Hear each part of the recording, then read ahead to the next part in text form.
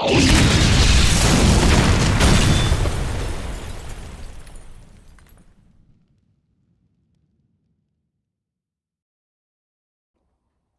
you doing, everyone? Scott back again, this time for an album ranking, and this time it's going to be on Lizzy Borden. Lizzy Borden is a band that I think is quite underrated, kind of underappreciated in the metal community. They don't really get mentioned a lot, and the lead singer, Lizzy Borden, has got one of those voices that is unmistakable. If you are listening to Lizzy Borden, you know it's Lizzy Borden because of his voice, that kind of high-pitched, those high-pitched harmonies. He's just got one of those really recognisable voices. So Lizzy Borden started off in the early 80s, put out an EP. First release, full-length release, was in 1985. Latest release, 2018, so we might expect something else, who knows. But over that kind of period of time, they've only released 7 albums. But the thing is with them, they've just kept really consistent. I mean, they've been on Metal Blade their whole career, which with a band like Lizzy Borden, you'd expect to kind of chop and change labels. But no, they've stayed with Metal Blade the whole time, and they've consistently just put out great albums. So this was a really tough ranking. I've been going through these albums countless times. I've been going through them for weeks, and I mean, they've just been going like first to third to fourth to second to first again, and I've just had to listen to them, even some back to back, just to try and take them in. And you know, because some of these albums you need to be in the mood for, but some are just straight out rockers. They're kind of mixed with hard rock, US power metal, the kind of shock rock thing. I mean, Lizzy Borden with the axe, they're in that kind of hair metal, shock rock genre as well. So you've got all these things, and I just think they're quite a unique band. So putting this kind of ranking together was, like I said, pretty tough. But 7 albums, as usual. I'll go from worst to first, 7 to 1. And what to do is, if you don't agree with me, don't cry. Just put your top album, top 3, top 5, whatever you want in the comments. You can let me know. But I'm going to start off at number 7. And it's going to be their latest release from 2018, My Midnight Things. So this is an okay album. It's not a bad album. It's just a real departure from the Lizzy Borden sound. The one consistent thing is obviously Lizzy Borden, lead singer. It's still got that kind of hard rock, but it's softer. It's just that kind of more. It's got that kind of softer pop feel to it. They've always been melodic. Lizzy Borden has always sounded great, but I think it's just maybe the quality of the songs mixed with the actual style they went for, that kind of softer, toned down style, didn't quite work for me as much as the others. I mean, the rest of them have pretty much got the same sound. This one kind of does take a bit of a departure, so I'd be quite interested to see if they do release a newer album, what that sound would be like. But like I said, not to say it's a bad album, but just not what I would expect from a Lizzy Borden rocker. So there we go. 2018's My Midnight Things. Next up, this is actually their best performing album chart-wise, and it's from 1989, and it's Master of Disguise, their concept album. Now, this is the kind of album you've got to be in the mood for. So if I was reaching for Lizzy Borden, I would have to think about putting this on to see if I was in the mood to put this on. Like I said, it is a concept album, but you do have these parts of the album where it just struggles to gain momentum. That's pretty much the gist of it. You've got a rocker, and then you've got a slowed down track, and then you've got a rocker and it slows down again, and it's slow again, and it's a rocker. It struggles to gain any grip, really. But it is a decent album. I mean, what would I recommend off this? One False Move is a great song. Love is a Crime, which I think was the single off the album. Sins of the Flesh. Phantoms is a really good song. Psychodrama. But it's one of those you have got to be in the mood for. But was their best performing album from 1989. So that is coming in at number 6, Master of Disguise. Number 5 is going to be from 2007, and it is their album Appointment with Death.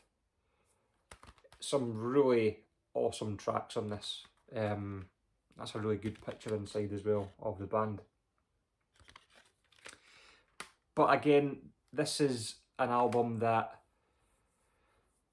I kind of sometimes lose focus when I'm listening to it. You know, you end up thinking about something else, or with a lot of these albums, you'll listen to every song. They're just awesome.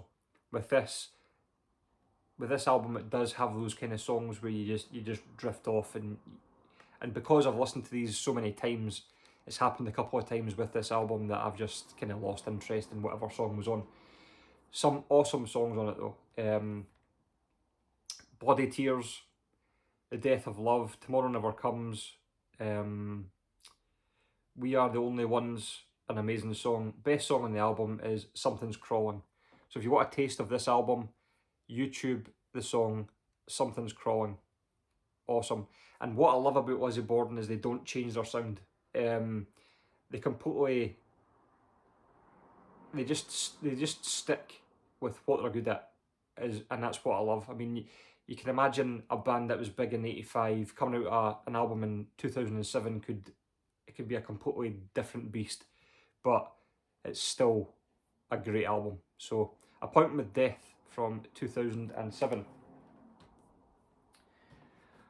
If I look a bit flushed, it's because, as some fluke, Scotland is absolutely boiling. So there's no Iron Brew today, it's Highland Spring Water.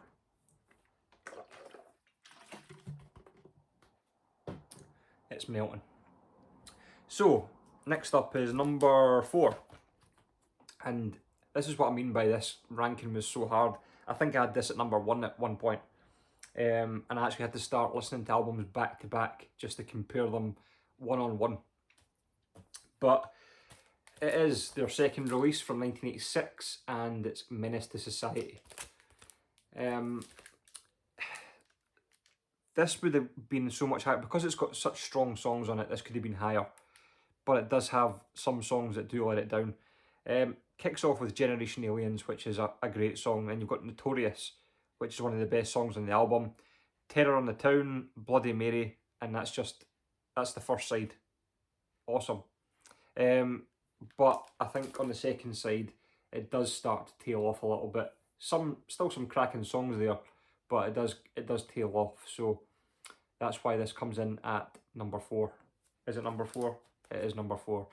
Menace to Society from 1986. So into the top 3, and I was actually surprised this album made the top 3, but it is just awesome. It's 2000's Deal with the Devil. And I had this, before I even started this ranking, I had this mentally much lower down. I thought this would have been near the bottom, but after so many listens, this album just really sank in, and it's just got some amazing tracks on it. And I think they did a really good job of just completely missing the 90s. There was 11 years between Master of Disguise and Deal with the Devil. 11 years of nothing, and they came back with an album that they could have brought out in 1990. It's just awesome. Check out the songs. There Will Be Blood Tonight, Hell is for Heroes, Deal with the Devil, Zanzibar, Loving You is Murder, We Only Come Out at Night, awesome song. State of Pain, it's solid all the way through. So yeah, I would love people to check this stuff out. I know a lot of you, if you are fans of Lizzy Borden, you might only know the 80s stuff, but you've got to check out this and Appointment with Death. Those are the 2 post-80s albums I would urge you to give a listen, because it's really good stuff. So that comes in at number 3. So coming in at number 2 obviously going to give away my number one. I had this at number one, I've had it at number 4.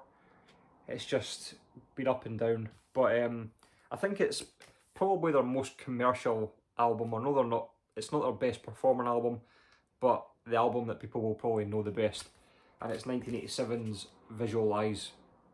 Just a tremendous album. I think up until about 2 days ago, this was my number one. I mean, it's just solid, start to finish. Me Against the World, Shock, Outcast, Den of Thieves, Visualize. That's the first side.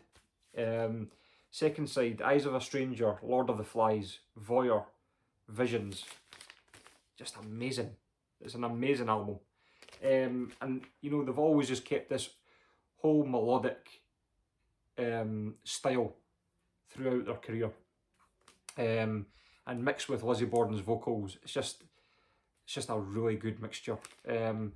So if you've never heard Lizzy Borden, this would probably be the album I would tell you to go and listen to, or this.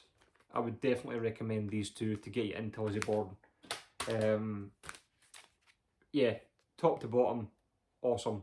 Visualize from 1987. So, giving away my number one,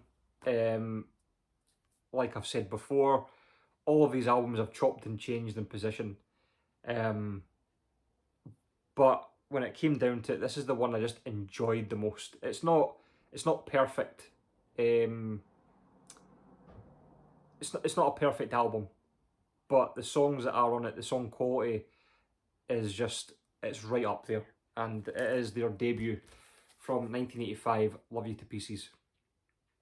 I love that artwork as well. Lizzy Borden in the mirror there with his axe, and the axe on the back. And because they have this they almost have this kind of tongue-in-cheek sense of humour, because they are this kind of shock rock band, Love You to Pieces, Give 'Em the Axe, that sort of stuff. Some of their lyrical content can be quite dark, but it's always done in this really melodic, fun, kind of US power metal, hard rock way. It just really works. So my favourites on here, I mean, it kicks off with Council for the Cauldron, awesome song. Psychopath, awesome song. The one that I would say lets it down a little bit is Save Me. It just kind of gets a bit repetitive, but it doesn't really take much away from the album. Red Rum, the title track, American Metal, is like a US power metal rocker. Flesh Eater is an amazing song as well. It's just the one I enjoy the most. It might not be perfect. Like, I would say Visualize is probably a perfect album because I enjoy every song. But if I was to go and pick up a Lizzy Borden album, this would be the one I'd pick. Because I think it's just more fun. And it's just got some just amazing tracks on it. So that's my number one. The debut from 1985, Love You to Pieces. So I've kind of been going back and forward with these albums, and it's been really good. I like doing these album rankings. I suppose making these videos, it's all about your opinions. And everyone watches these videos because they want to know what your opinion is. Or if it's a band they don't know, it's good to see an album ranking. Sometimes if I'm not sure about a band, I'll try and find an album ranking to kind of get a gist of, you know, somebody else's opinion on it. But it's like when I did Wasp, I did Metallica. When you go even Judas Priest, when you go through all the albums, it does take time, but yeah, you also get to know the albums so much better. Like the middle section of Metallica, although some you don't want to get to know. Like Judas Priest, checking out the 90s releases. Wasp, there's like a big gap in the middle where one album kind of blends into the other, and it gives you a chance just to get to know those albums so much better. And that's what I did with these. I know these albums like the back of my hand now, and I do enjoy every one of them, but obviously you've got to have your favourites, and obviously that one was mine. So anyway, what's your favourite Lizzy Borden album? What's your top 3, top 5? Let me know. Hope you enjoyed this ranking, and I'll see you guys very soon. Cheers.